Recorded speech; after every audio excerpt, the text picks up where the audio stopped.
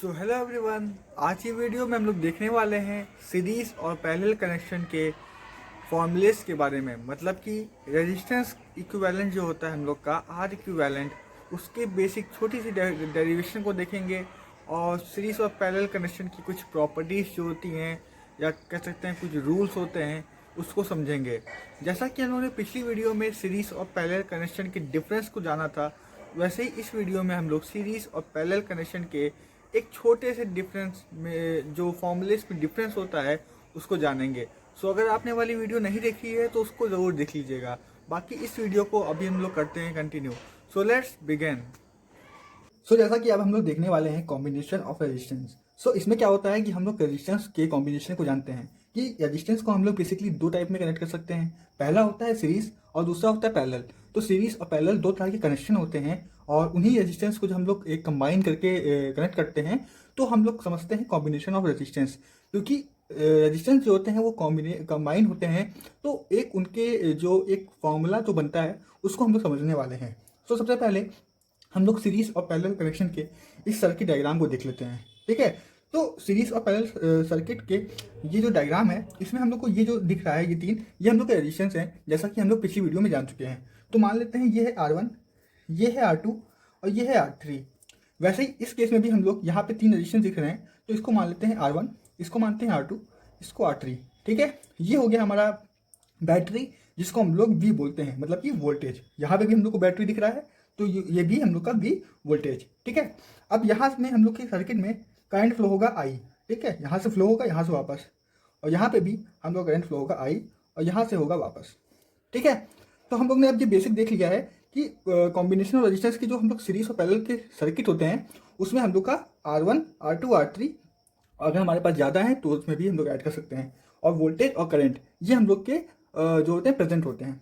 ठीक है, तो यार अब देखते हैं हम लोग बेसिक जो एक छोटे छोटे डिफरेंस देख लेते हैं कि सीरीज और पैरेलल कनेक्शन में हम लोग का छोटा छोटा डिफरेंस क्या बनता है। ठीक है, तो सबसे पहला जो डिफरेंस हम लोग का बनता है वो ये होता है कि सीरीज सर्किट में हम लोग रजिस्टेंस को, ये देखिए हेड है ये टेल है, ये हेड है ये टेल, तो एक साथ आगे पीछे करके कनेक्ट करते हैं। ठीक है, तो सीरीज में हम लोग का ये डिफरेंस हो गया।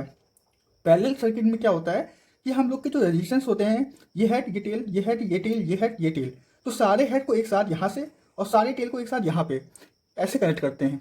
ठीक है, तो अब इसमें हम लोग की जो बेसिक जो डिफरेंस क्रिएट होता है वो होता है करंट में वोल्टेज में। ठीक है, अब करंट वोल्टेज में डिफरेंस कैसे प्रोड्यूस होता है या कैसे हम लोग को मालूम पड़ता है वो समझते हैं। तो सीरीज के केस में जो हम लोग का करंट होता है, करंट का मतलब I। ठीक है, ये हम लोग का जो होता है करंट ये होता है सेम। सेम का मतलब सब जो होता है करंट पूरे सर्किट में एक ही होता है। जैसे कि ये देखिए यहाँ से I गया तो यहाँ से I ही लौट के आया। ठीक है, यहाँ से I लौट के आया। ठीक है, और वोल्टेज जो होता है V, ये होता है हम लोग का डिफरेंट। डिफरेंट का मतलब अलग अलग या फिर सब एक जैसे नहीं होते। जैसे कि यहाँ पे जो वोल्टेज V है वो इस रेजिस्टेंस के लिए कुछ और होगा, यहाँ पे V, यहाँ पे V कुछ और होगा, यहाँ पे V कुछ और होगा। मान लेते हैं इसको, यहाँ पे V1 होगा, यहाँ V2 होगा, यहाँ पे V3 होगा। ठीक है, इतना डीप में मत जाइए, इतना आप लोग को डिटेल में जानने की जरूरत नहीं है। बस इतना जानिए कि करंट जो होता है वो सीरीज में सेम होता है और वोल्टेज जो होता है वो डिफरेंट होता है। ठीक है, तो इसी तरह हम लोग इस पैरेलल सर्किट में देख लेते हैं। यहाँ पे भी करंट I है और वोल्टेज V है। ठीक है, अब यहाँ पे करंट जो होता है ये डिफरेंट होता है, समझ रहे हैं, ये डिफरेंट होगा और वोल्टेज जो होगा वो सेम होगा। मतलब कि करंट जो होगा वो इसके लिए अलग होगा, इसके लिए अलग होगा, इसके लिए अलग होगा, और वोल्टेज इन सबके लिए सेम होगा। समझ रहे हैं आप लोग, लेकिन यहाँ पे इसका अपोजिट था। तो हम लोग को एक ये डिफरेंस मालूम पड़ता है सीरीज और पैरेलल के कनेक्शन में जब भी हम लोग रेजिस्टेंस को ऐड करते हैं। ठीक है, अब जानते हैं इनके जो एक पाथ होता है। पाथ क्या होता है कि जो सर्किट का रास्ता होता है कैसे वो कनेक्ट है, या फिर कह सकते हैं ऐसे करंट है तो करंट के पास कौन सा पाथ, पाथ मतलब कि जिस रास्ते पे वो चलेगा करंट। ठीक है, रोड होती है ना, रोड पे हम लोग चलते हैं, मान लीजिए 2-3 रोड हैं तो हम लोग के पास डिफरेंट डिफरेंट पार्ट हो गए। वैसे इस सीरीज सर्किट में देखिए आप लोग यहाँ से करंट लेके निकलेंगे तो ऐसे जाएंगे सीधे, तो आपके पास एक ही पाथ है, आप यहाँ से जाएंगे यहाँ से लौट के आएंगे। ठीक है, लेकिन यहाँ पे क्या है कि आप यहाँ से चल तो दिखिए आराम से, लेकिन यहाँ पे देखिए काफ़ी सारे एक यहाँ पे वो सब डिवाइड हो रहा है। देखिए यहाँ से कुछ कुछ करंट इसमें जाएगा, कुछ इधर जाएगा, कुछ इधर जाएगा, तो यहाँ पे करंट जो है वो डिवाइड हो गया। ठीक है, और यहाँ पे देखिए आप जब वापस आएंगे तो सारे करंट जो है वो वापस आएंगे और यहाँ से वापस निकल जाएंगे। तो यार मैंने यहाँ पे इसकी सीरीज और पैरेलल दोनों कनेक्शन के बारे में यहाँ पे डेफिनेशन लिख के आप लोग को दे दी है, तो आप लोग इसको पढ़ सकते हैं। ठीक है, तो अब हम लोग आते हैं अपने मेन पॉइंट पे, जो कि होता है हम लोग के फॉर्मूलेस। फॉर्मूलेस क्या होते हैं? सीरीज सर्किट में जो रेजिस्टेंस होता है उसको हम लोग बोलते हैं रेजिस्टेंस इक्विवेलेंट। उसको हम लोग यहाँ पे देखेंगे वो कैसे हम लोग निकालते हैं, और पैरेलल कनेक्शन में जो हम लोग का रेजिस्टेंस इक्विवेलेंट होता है उसको कैसे निकालते हैं उसको यहाँ जानेंगे। ठीक है, तो अब हम लोग शुरू करते हैं। यहाँ पे एक हम लोग पढ़ते हैं law of combination of resistance. ठीक है, तो इसको मैं लिख देता हूँ, फिर आप लोग को मैं समझाता हूँ। तो हम लोग अब देखते हैं law of combination of resistance in series. पहले हम लोग सीरीज का देखेंगे, बाद में हम लोग पैरेलल में। ठीक है, तो इसको हम लोग कैसे इसकी डेफिनेशन क्या होती है कि the equivalent resistance of any number. Equivalent resistance को हम लोग कैसे लिखते हैं? ये हो गया आर और ये हो गया इक्विवेलेंट। ठीक है, तो ये आर इक्विवेलेंट जो होता है वो हम लोग का कैसे निकलता है? जब हम लोग सारे रेजिस्टेंस को ऐड करते हैं, उनका सम निकालते हैं। मतलब कि सीरीज में सारे रेजिस्टेंस हैं, तो हम लोग जब R1 R2 R3 जब इन तीनों को ऐड कर देंगे तो हम लोग का आर इक्विवेलेंट निकलता है। कैसे? तो इसको हम लोग ऐसे लिखते हैं, R is equal to R1 plus R2 plus R3। ठीक है, तो ये हम लोग का क्या है? R equivalent. ठीक है, वैसे ही हम लोग अब यहाँ पे देखते हैं law of combination of resistance in parallel. ठीक है, तो पैरेलल में क्या करते हैं हम लोग इसका जस्ट अपोजिट देते हैं। अपोजिट ये आर इक्विवेलेंट जो होता है हम लोग का वो 1 अपॉन में आ जाता है। ठीक है, तो यहाँ पे भी हम लोग जो रेजिस्टेंस को ऐड करते हैं, मतलब कि रेजिस्टेंस को हम लोग सम निकालते हैं, तो उनको 1 अपॉन में लेते हैं। ठीक है, तो यहाँ पे कैसे लिखेंगे? 1 upon R1 plus 1 upon R2 plus 1 upon R3। ठीक है, तो ये हो गया पैरेलल। यही दोनों फॉर्मूले से हम लोग यूज़ करते हैं जब भी हम लोग को सीरीज में कोई रेजिस्टेंस निकालने हो या फिर पैरेलल में पूरा रेजिस्टेंस निकालना हो, आर इक्विवेलेंट निकालना हो। ठीक है, तो अब ये कैसे आया इसको हम लोग समझते हैं। तो हम लोग अब जो इसके आगे का प्रोसेस होता है, इसकी जो आर इक्विवेलेंट की जो ये फॉर्मूला आया इसको कैसे निकालेंगे, तो इसके लिए हमको ज़रूरत पड़ती है ओम्स लॉ की। हम लोग पहले ही पढ़ चुके हैं ओम्स लॉ। तो ओम्स लॉ अगर नहीं पता है आप लोग तो वीडियो देख लीजिए आप लोग। ठीक है, तो ये ओम्स लॉ को हम लोग इसको यहाँ पे यूज़ करते हैं। अब देखिए कैसे हम लोग इसको निकालेंगे। ठीक है, तो मान लीजिए ये पूरा हम लोग का सर्किट है।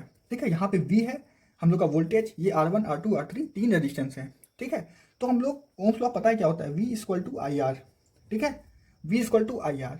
ठीक है, हम लोग का ये सीरीज सर्किट है, तो सीरीज सर्किट में हम लोग को मालूम है करंट सेम होता है, वोल्टेज डिफरेंट होता है। ठीक है, तो इसके लिए वोल्टेज कुछ और होगा, इसके लिए कुछ और इसके लिए कुछ और। ठीक है, तो यहाँ पे अगर हम लोग इसके लिए ओम्स लॉ निकालें, ओम्स लॉ क्या कहता है कि आप लोग R इक्वल टू क्या निकालते हैं? V by I. हम लोग ये निकालते हैं, तो हम लोग को R1 निकालना है, R2 निकालना है, R3। तो आप लोग कैसे लिखेंगे? V1 equal to I R1। समझ रहे हैं? ये V पूरे भर के लिए है। ठीक है, पूरे सर्किट के लिए है। V1 जो है हम लोग का वो इसके लिए है, सिर्फ इसके लिए V1, इसके लिए V2, इसके लिए V3, क्योंकि वोल्टेज हम लोग का यहाँ पे डिफरेंट होता है, चेंज होता है। सीरीज सर्किट में वोल्टेज चेंज होता है। तो देखिए वोल्टेज चेंज हुआ V1, लेकिन I देखिए सेम है। I हमेशा सेम रहता है सीरीज सर्किट में, तो हम लोग ने I के साथ कुछ छेड़खानी नहीं की। ठीक है, ऐसे ही हम लोग V2 के लिए लिख लेंगे, V2 equal to I R2 और V3 equal to I R3। ठीक है, ये हम लोग ने लिख लिया इसके लिए, इसके लिए, इसके लिए। ठीक, अब हम लोग को पता है V equal to I R होता है, तो हम लोग क्या करेंगे? V equal to V1 plus V2 plus V3। अब भाई ये कैसे हुआ? देखिए यहाँ पे V1 है, यहाँ V2 है, V3, लेकिन पूरा मिला लेंगे तो क्या बनेगा? V। तो हम लोग V को कैसे लिख सकते हैं? V1 plus V2 plus V3। ठीक है, हम लोग इनको लिख दिया। अब देखिए हम लोग क्या करेंगे? V equal to I R, हम लोग ने यहाँ पे आई आर रख दिया। ठीक, आई आर रख दिया। V1 की वैल्यू क्या दी है? आई आर वन लिख दिया भाई, आई R2 लिख दिया। ऐसे ही हम लोगों ने V2 के लिए, ऐसे ही हम लोग इसके लिए लिख दिया। ठीक, अब देखिए ये I सब में सेम है, तो I को हम लोग बाहर निकाल लेते हैं, कॉमन लेते हैं। तो R1 plus R2 plus R3, यहाँ पे क्या बचा हम लोग का IR। ठीक, अब हम लोग को मालूम है यहाँ पे भी I है, यहाँ पे भी I है, तो ये कैंसिल हो जाएगा। ठीक है, तो ये I और ये I कैंसिल हो गया, बचा क्या? R is equal to R1 plus R2 plus R3। ये देखिए यही हम लोग का फॉर्मूला था, ये फॉर्मूला यहाँ से आ गया। बस इतना ही होता है इसमें, ये छोटी सी डेरिवेशन, एक डेरिवेशन भी नहीं है, बस कहते हैं इसको एक फॉर्मूला बेसिक हम लोग का जो है वो निकल गया 2 लाइन का। क्या किया हम लोगों ने, ओम्स लॉ लिखा, ओम्स लॉ हम लोग ने यहाँ अप्लाई किया, यहाँ पे अप्लाई किया, यहाँ पे तीनों को ऐड कर दिया, हम लोग का I1 R2 R3 निकल गया। ठीक है, अब आते हैं हम लोग इस पे पैरेलल वाले पे, पैरेलल पे भी यही करेंगे। ठीक है, यहाँ पे बस रेसिप्रोकल होता है। रेसिप्रोकल मतलब कि अगर यहाँ पे R है तो R का रेसिप्रोकल क्या होगा, 1/R।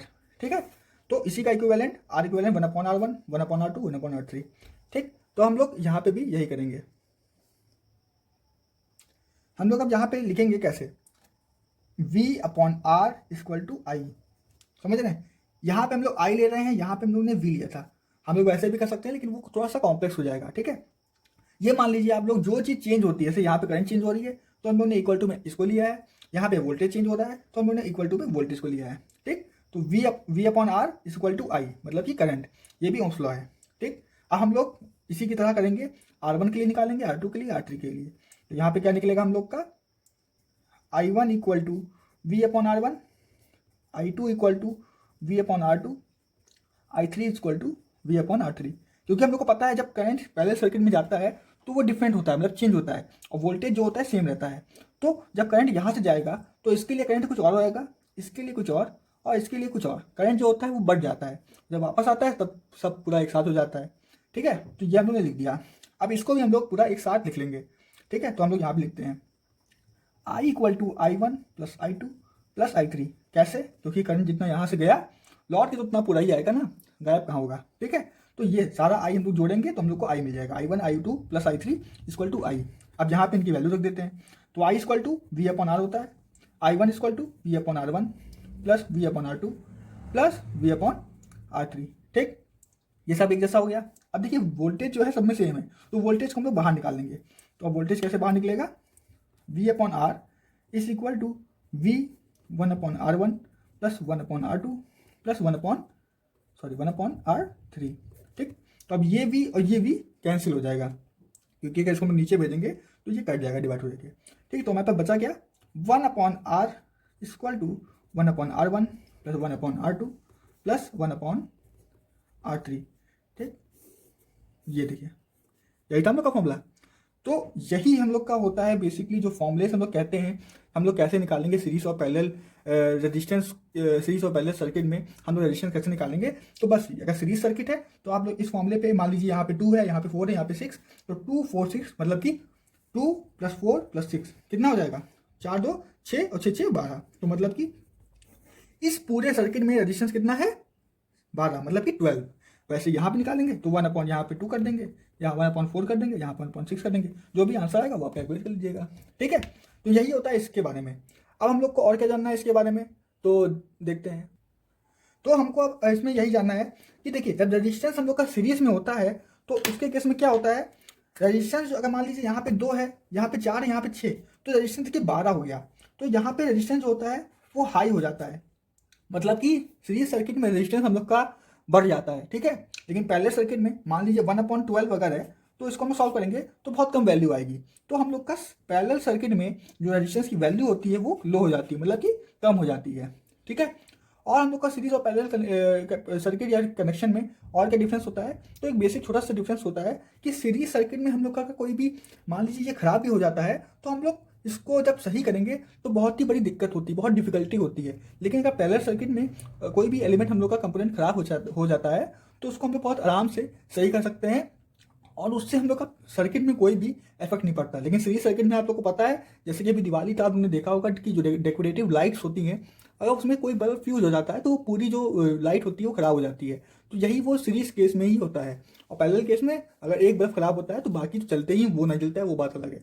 ठीक है, तो यही था हम लोग का पूरा इस वीडियो का एक कह सकते हैं टॉपिक, जो था कॉम्बिनेशन ऑफ रेजिस्टेंस, जिसमें हम लोग ने देखा क्या, सर्किट को देखा, सर्किट में हम लोग ने जो R1 R2 R3 कैसे कनेक्ट होते हैं इनको समझा, उसकी डेफिनेशन समझी, उसके जो लॉ ऑफ कॉम्बिनेशन होता है जिससे हम लोग R इक्विवेलेंट या फिर कह सकते हैं टोटल रेजिस्टेंस उस सर्किट का निकालते हैं, वो देखा। और ओम्स लॉ पे एक छोटी सी डेरिवेशन देखी जिसकी मदद से हम लोग का ये फॉर्मूला जो आता है वो सामने आता है। ठीक है, तो इतना ही था इस वाली वीडियो में। वीडियो अच्छी लगी हो तो वीडियो को लाइक कर दीजिए, कमेंट करके कोई भी डाउट हो आप लोग का कोई भी, तो वो कमेंट करके बताइए। टॉपिक जो आप इंटरेस्टेड हो, जो जानने के बारे में, पढ़ने के बारे में, वो कोई भी टॉपिक हो आप कमेंट करके नीचे बताइए, मैं पूरी कोशिश करूंगा। बाकी इसको शेयर कर दीजिएगा आप लोग, अब आप लोग के दोस्त अगर आपके साथ में पढ़ने वाले हैं तो। ठीक है, तो इतना ही था इस वाली वीडियो में। Thank you for watching my video.